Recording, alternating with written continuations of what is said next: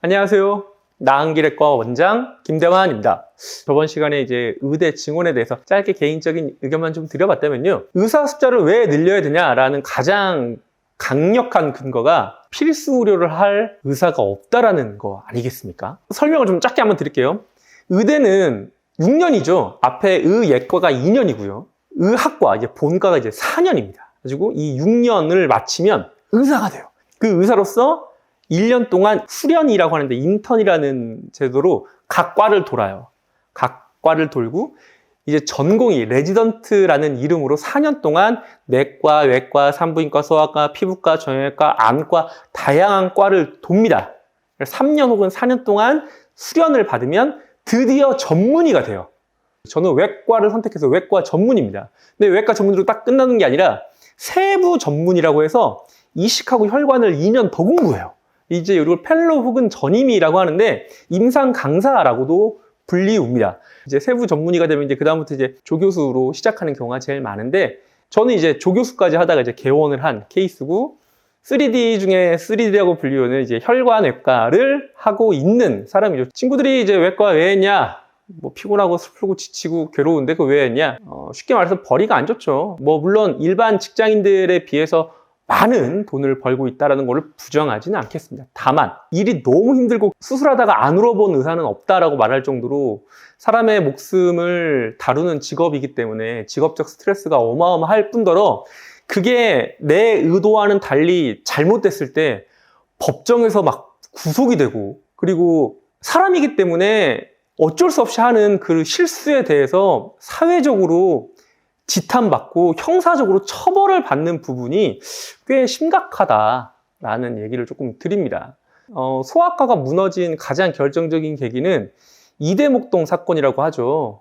소아 중환자실에서 평생을 갈아 넣은 여자 교수님을 법정 구속시켰던 그 사건 이후로 소아과는 저는 끝났다라고 개인적으로 생각합니다. 물론 가족을 잃은 보호자들이나 함께 경험했던 그 피해자들 입장 생각하면 너무 분하고 억울하고 괴롭고 힘들지만 아기를 가지고 이 아이를 잘못하게 만들겠다라는 계획을 가지고 적극적으로 행한 범죄가 아니라 잘해보려고 하다가 생긴 일에 가지고 집행유예가 아니고 법정 구속을 때렸다?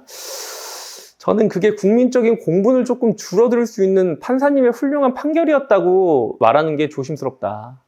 흉악범도 그 경감할 수 있는 부분에서는 집행유예 때립니다. 음주운전을 해가지고 타인을 몰살시켰던 사람이 음주를 했다는 이유로 경감을 받아서 집행유예를 받아요. 그런데 의사로서 본인의 직무를 다하다가 법정 구속을 시킨다. 법정 구속은 재판 받고 끝나면 바로 감옥으로 가는 거거든요. 그거는 저는 굉장히 한국 필수 의료를 무너뜨린 대표적인 사건이 아닐까라고 생각합니다.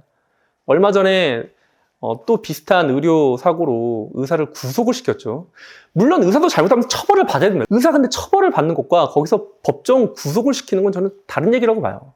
사람이 사람을 고치는 과정에서 의료가 마치 공산품처럼 인식이 되면서 이런 일이 생긴다고 보는데 의료라는 게 마치 좋은 물건을 사면 당연한 거고 안 좋은 물건을 사면 환불이 돼야 돼. 혹은 다른 물건으로 바꿔줘라는 그런 공산품적인 개념이 들어가면서 이 문제가 생깁니다.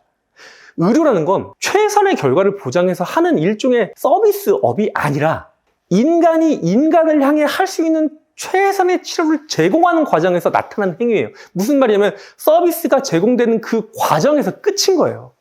결과에 대해선 좋을 수도 있고 안 좋을 수도 있다는 걸 알고 가는 겁니다. 특히 필수 의료는 그런 거예요.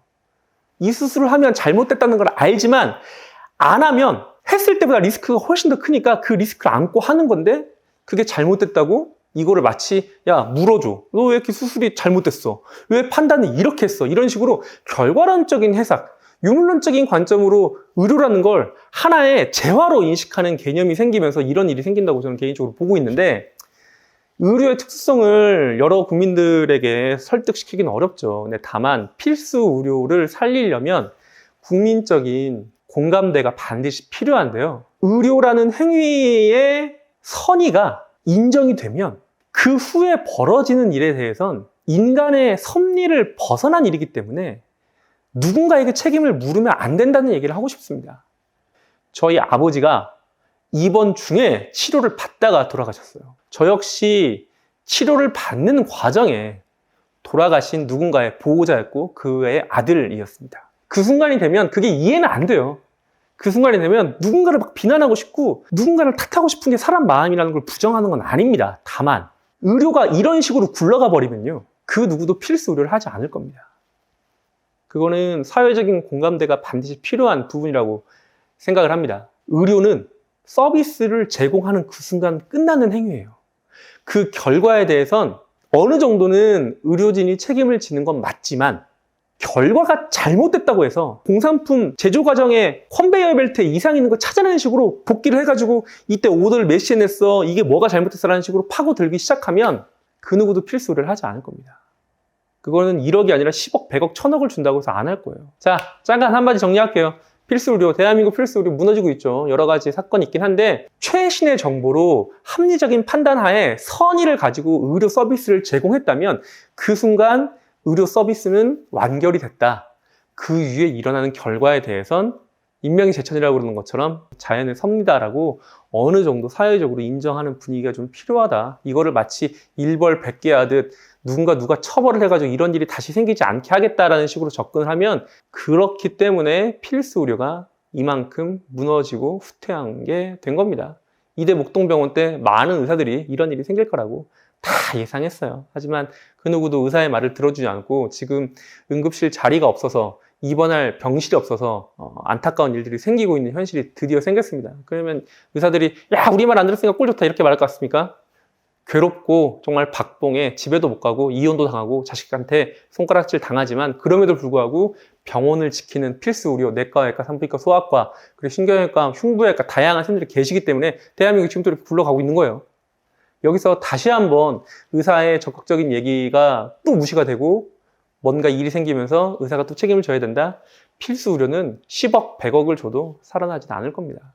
국민적인 공감대를 형성하기 위해서 간곡히 드린 말씀이니 너른 마음으로 이해해 주시길 바랍니다.